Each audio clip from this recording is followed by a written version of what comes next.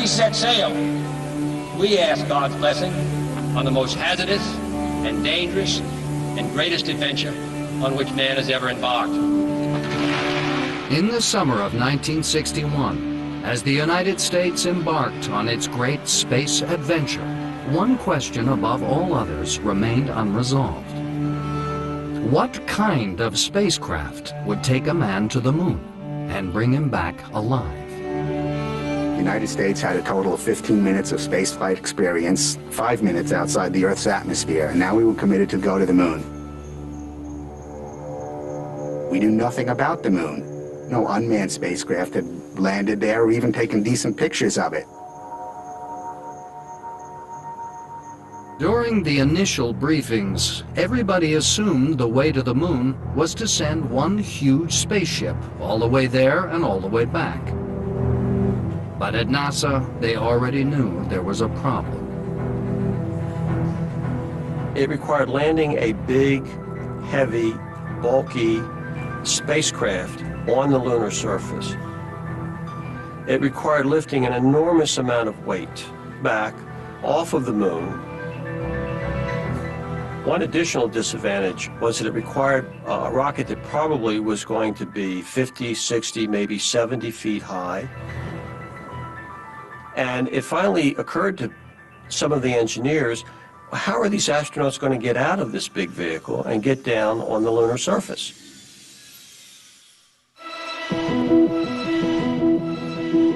As NASA puzzled over the problem, an obscure engineer called John Hobalt came up with a radical alternative. Instead of taking a single giant spaceship to the moon and back, why not build a second lightweight craft that would shuttle between the moon and a mothership? It would be smaller, lighter, and much more maneuverable. There was only one massive drawback. To get back to Earth would require the lunar shuttle to rendezvous with the mothership in lunar orbit. You're 250,000 miles from Earth, and he's proposing this in 1961 when we had no spaceflight experience, and just rendezvousing and docking in Earth orbit concerned everybody. Every time he brought the idea up, he was shut down. Everybody said that he didn't know what he was talking about. The opposition was led by NASA's foremost rocket expert, Wernher von Braun, who had always favored the big rocket approach and now told Hubble to cut the lunar rendezvous craft.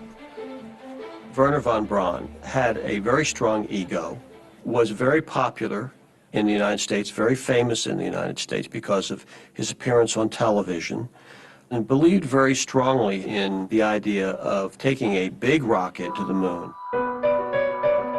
In desperation, Hobalt finally wrote directly to NASA's top leadership.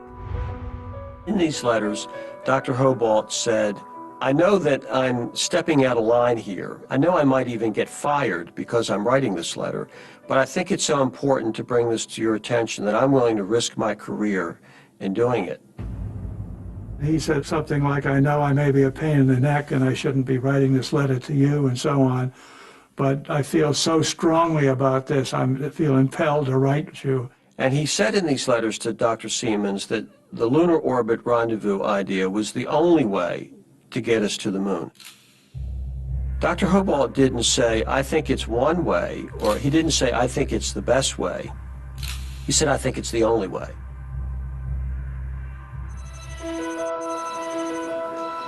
But Siemens was sufficiently intrigued to recommend that Hobalt's proposal should at least get a serious hearing. It was a turning point.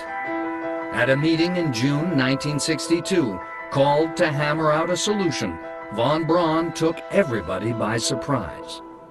The von Braun team gave a presentation, and when they finished, Werner stood up and he said, I'm really proud of our group. He said, that was a wonderful presentation. You considered everything very, very carefully, but I have to tell you, that's not what I'm going to recommend.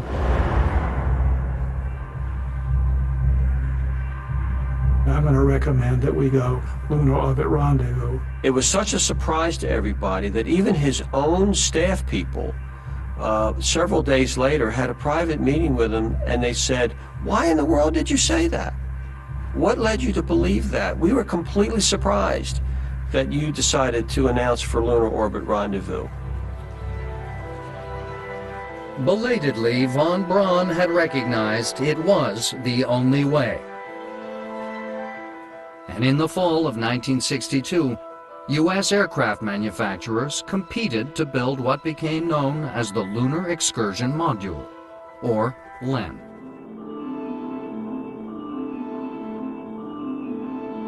One of the competitors was a small aircraft company on Long Island. The Grumman Corporation had already spent time and money investigating the idea of a dedicated lunar lander. For well over a year, they had been studying this problem of how to get to the moon.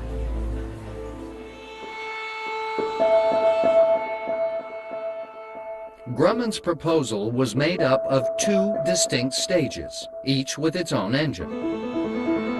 A descent stage would take the astronauts down to the lunar surface. And then, when they wanted to return, a tiny ascent module would separate, leaving the bulky descent stage on the moon, and return the astronauts to the orbiting command module. They really understood that weight was so critical, you wanted to leave the heaviest part behind and to get off the moon. Mission completed. This final stage of the LEM would also be discarded.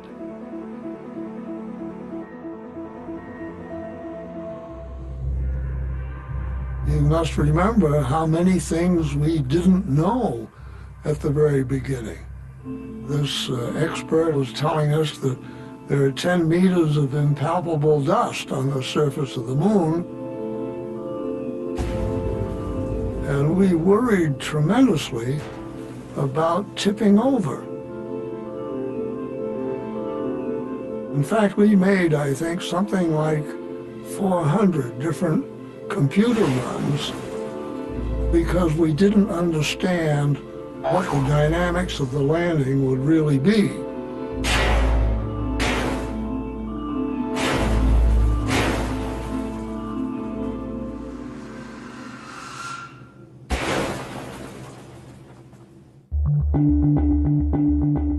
But the most pressing issue was weight. For every pound the LEM weighed, it would take 4 pounds of fuel to lift it off the Earth.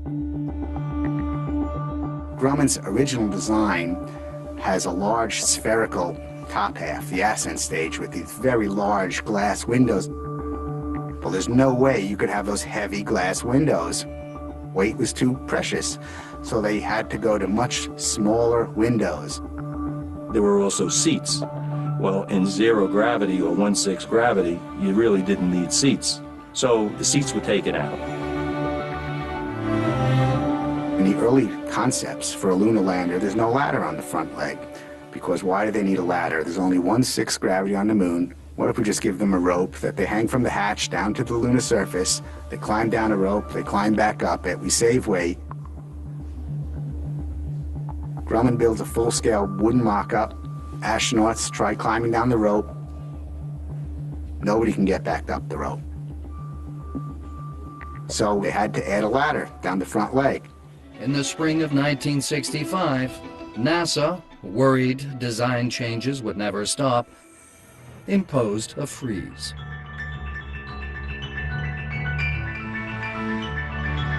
It was an entirely independent spacecraft with its own motors, fuel, life support system, and navigation equipment. To some at the time, it seemed excessive.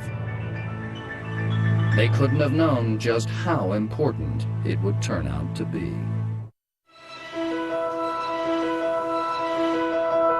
After 2.5 years of preparation, engineers at the Grumman facility on Long Island finally began building what many regarded as the first true spaceship. It was built in one of the world's first clean rooms. In zero gravity, any floating foreign body would be a hazard. Everybody's wearing surgical suits, white suits, booties, gloves, hats. If you have a beard, you wear a face mask. They even preferred people who didn't bathe very often because they didn't want skin flaking off and possibly floating around in there and causing problems. But in the urban confines of Long Island, the one thing Grumman couldn't do was the hazardous business of testing rocket motors. For this, they would need somewhere much more remote. In the middle of the desert, they built an engine testing facility. Lynn Radcliffe was the first manager. When I came aboard that first day, I knew absolutely nothing about rocketry. It was almost as though I had walked into a foreign country.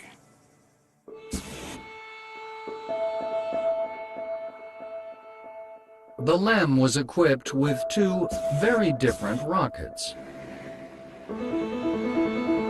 The first, the so-called descent engine, would take the LEM from the command module down toward the lunar surface. It was an entirely new and untried piece of technology. Up until this point in history, no one had ever built a rocket engine with a throttle. Either they were on or they were off. But in order to land on the moon now, you have to have a throttle so you can slow the spacecraft gradually to come in for landing. This was an unbelievable maneuver when you stop and think about it. You're sitting on a column of thrust, just hovering there like a helicopter. And then as you let it go, the throttle a little bit, you lower it just at a few feet per second until you make contact. But it was the module's second rocket, the so-called ascent engine, that caused Grumman the most lost sleep. It didn't need a throttle, but it did need to work with absolute reliability.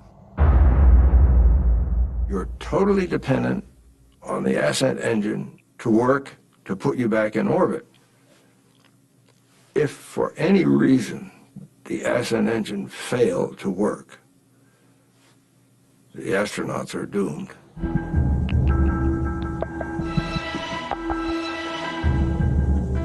To keep it simple, it used so-called hypergolic propellants, a rocket fuel and an oxidizer that explode on contact. There were no pumps and no igniter.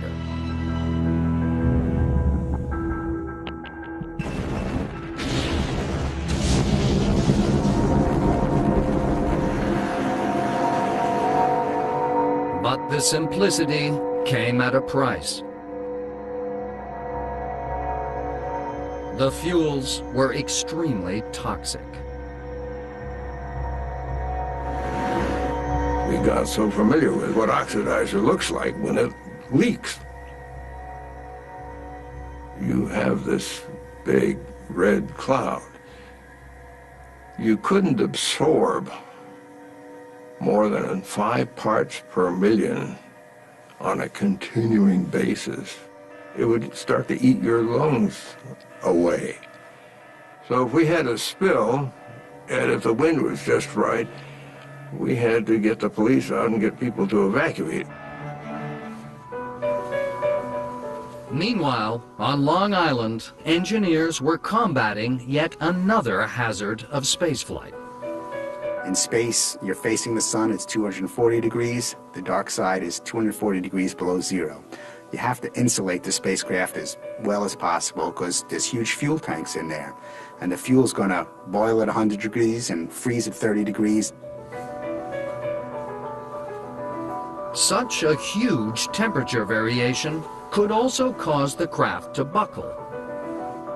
Yet Grumman couldn't afford heavy heat shields. Fortunately, for the space program, DuPont had developed this new material. It was aluminized mylar. It was a gold color, and they found if you built it up to perhaps 25 layers, it's an excellent insulator. By the mid-1960s, with just over 4 years to go before Kennedy's deadline, the Grumman facility on Long Island began rolling out the first full-scale lunar modules.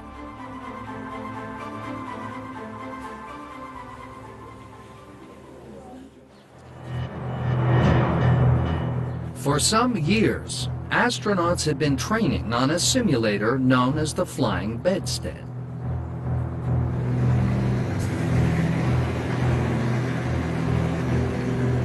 It's basically a jet engine in the middle, little rocket engines all around it on the outside, just like the lunar module, and astronauts sat in a little capsule in the front, and they would take off vertically and hover and try to simulate landing on the moon.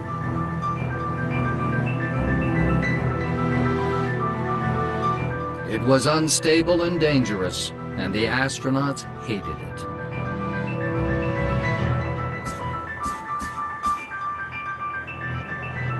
Neil Armstrong had to eject out of it right before it crashed.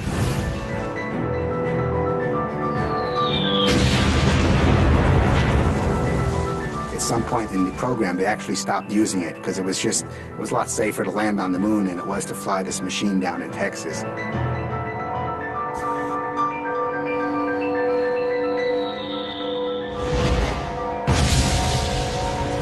It was just too unstable.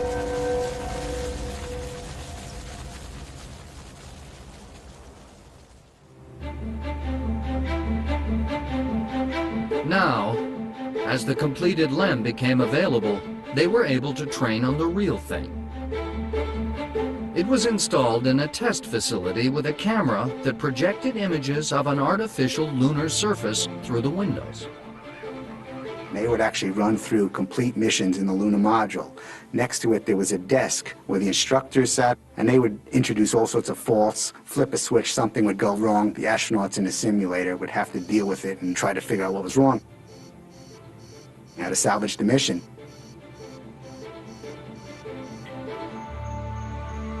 But the clock was ticking. It was time to move beyond simulations and take the LEM into space.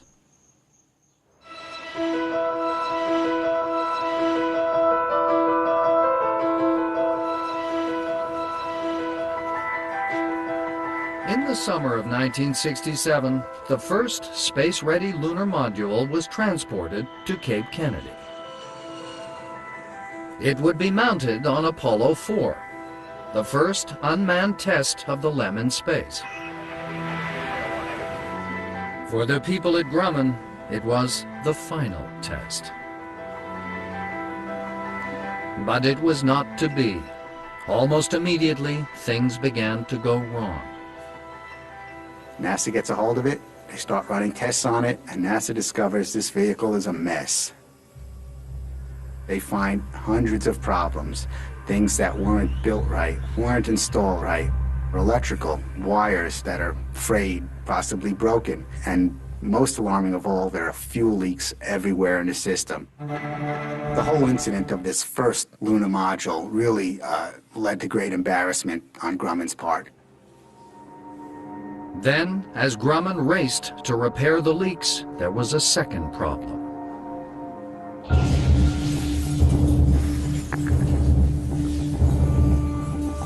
As the lunar module was pressure tested in a vacuum chamber, a window blew out.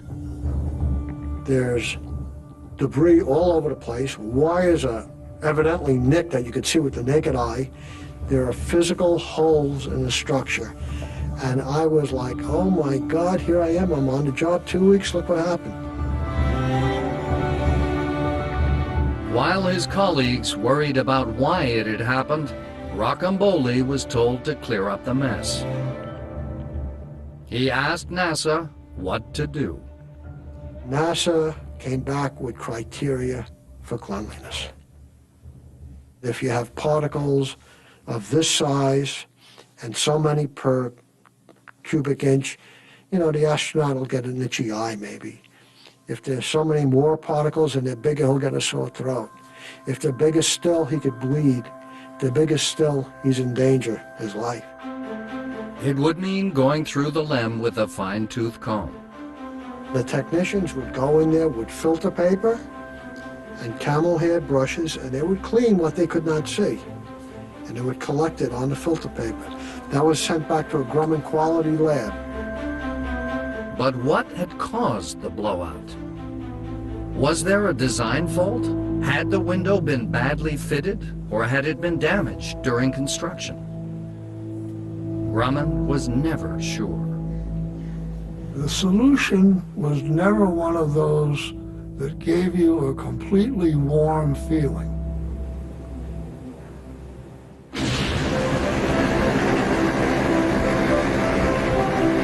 Every window was checked and replaced in the hope that it would be all right. And 6 months later, Apollo 5 took an unmanned lunar module into space.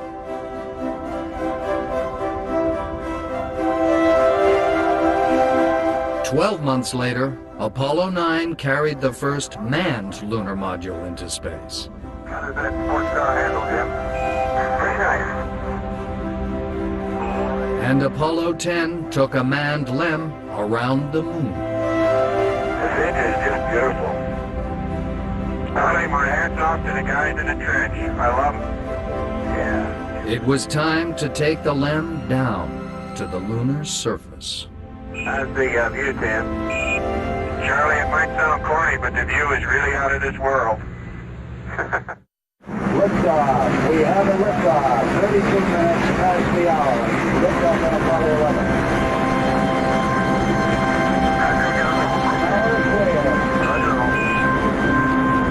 On July 16th, 1969, Apollo 11 blasted off from Cape Kennedy. Some 72 hours later, the lunar lander undocked from the command module and headed for the moon. It was the final challenge. Hundreds of thousands of man-hours of work, worry, and effort were about to be put to the test. My heart was in my mouth. Altitude 1600. We'd come to a moment of truth that would last only 12 minutes. If I could have held my breath for 12 minutes, I probably would have. 700 feet, 21 down, 33 degrees. Grumman had simulated the maneuver hundreds of times, but the reality was proving different. The astronauts were heading for a boulder field. 11. As Armstrong searched for a safe landing place, the fuel began to run dangerously low. The only call-outs from now on will be fuel. We had very small margins. 120 seconds margin for landing sounds ridiculously short. 60 seconds. 60 seconds. We were all counting seconds as to how much fuel we thought remained. 30 seconds. 30 seconds.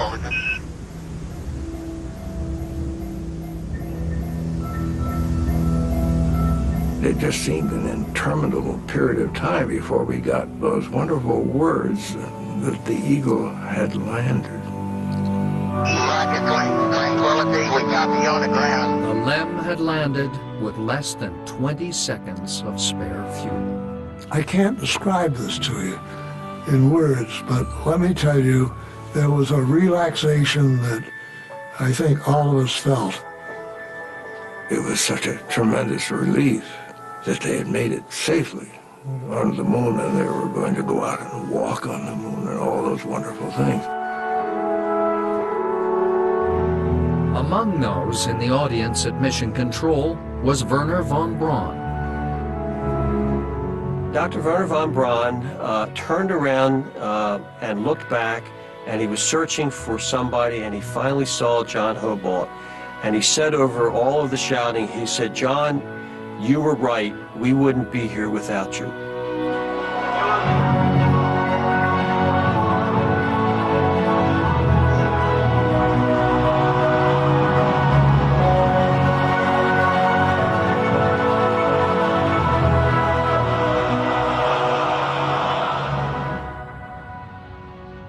But as the world celebrated, Grumman's engineers knew their most testing moment was yet to come. Would their ascent engine do its job? 2 astronauts were going to climb into this thing, and essentially they were going to press a button, and if it worked, it worked, and if it didn't, there weren't many things that they could do about it.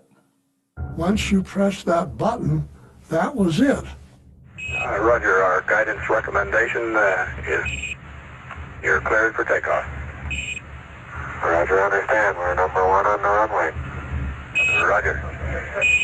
All my co-workers were standing around in the aisles looking up at a monitor panel along with me. And this is a really definition of a white knuckle situation. Eagle Houston, you're looking good. That moment of liftoff was awful. Just plain awful. Is there an anxiety? Absolutely. Absolutely there's an anxiety. One you can't believe, like, is this going to work? We know we did everything, but God, it better work. I don't think that anyone could, at that time, tell you 100% that it was going to work. 9, 8, 7. It was really quite tense. Proceed.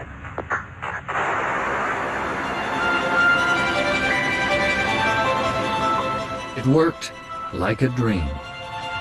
They started putting TV cameras on later landers when you could see the ascent engine, and it didn't build up like the Saturn V where you saw the flames coming out and it slowly lifted off. It went up like a shot, like, wow!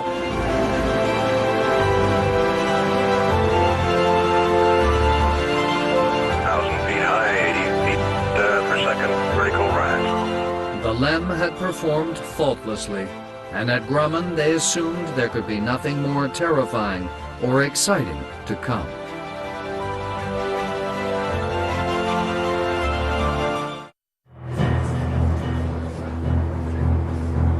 Houston, we've got a problem. Stand by 13, we're looking at it.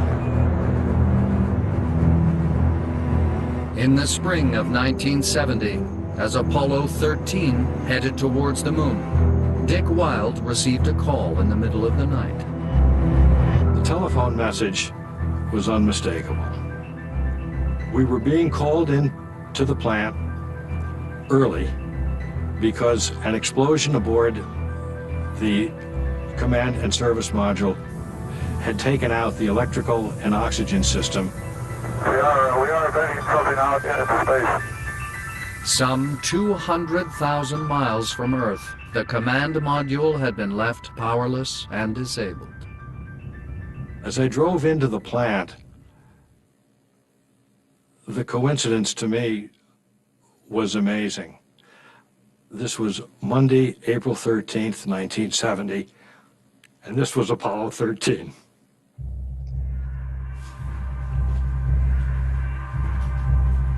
All of a sudden, everyone's attention is riveted on Apollo.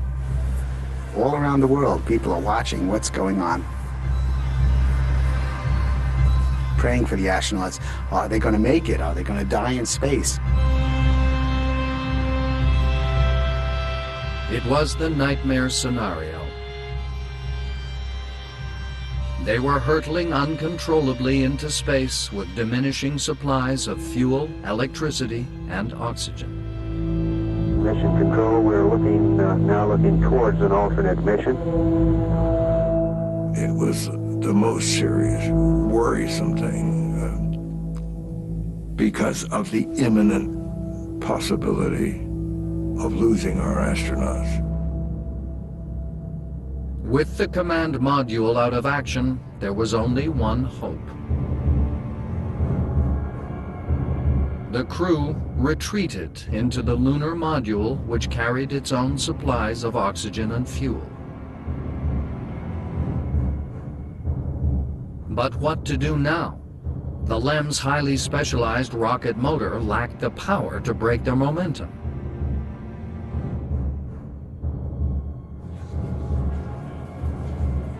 But did they have the fuel and power to travel the 250,000 miles back to the Earth? Everything depended on the LEM. It had been designed to keep 2 people alive for 50 hours. Now it was being asked to keep 3 people alive for up to 100. There was a gradual buildup of carbon dioxide. The LEM had been equipped with finite supplies of lithium hydroxide, the agent used to remove carbon dioxide from the recirculating air supply. Once again, there were desperate meetings among NASA's engineers. There was one inspired possibility. If they could raid the command module for extra supplies of lithium hydroxide, they had a chance. But that was not as simple as it sounded. No one had foreseen the kind of problem where the LEM would be used as a lifeboat. And unfortunately, the command module lithium was packaged in square cartridges, and the lunar modules were packaged as round cartridges. So the problem became, how do you fit a square cartridge into a round canister? NASA suggested using duct tape and tubing from the spacesuits to jury-rig a connection. It worked. I think all of us had a sense of tension in those hours that we've not felt before or since. Finally, as the craft approached the Earth, the astronauts faced the ultimate challenge: how to safely smash through the Earth's atmosphere. The answer was to return to the crippled command module with its protective heat shield and, to minimize friction, discard the LEM, affectionately christened Aquarius.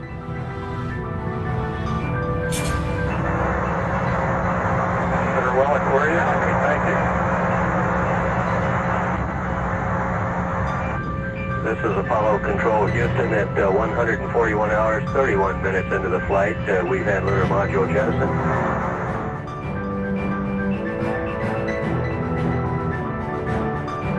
Then, as they blasted through the Earth's atmosphere, there was a break in communication.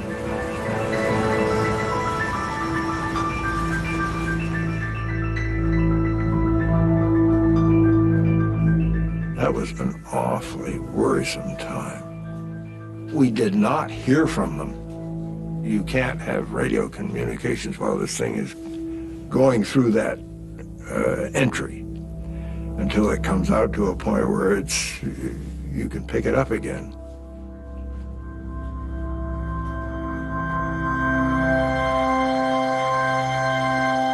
There was what felt like an interminable wait before the Apollo 13 parachutes finally came into sight. Odyssey Houston, we show you on the main. It really looks great. An extremely loud applause here in Mission Control. I think singly that was the high point of the program because we had saved astronauts from imminent danger. It was even more important in retrospect than the first landing.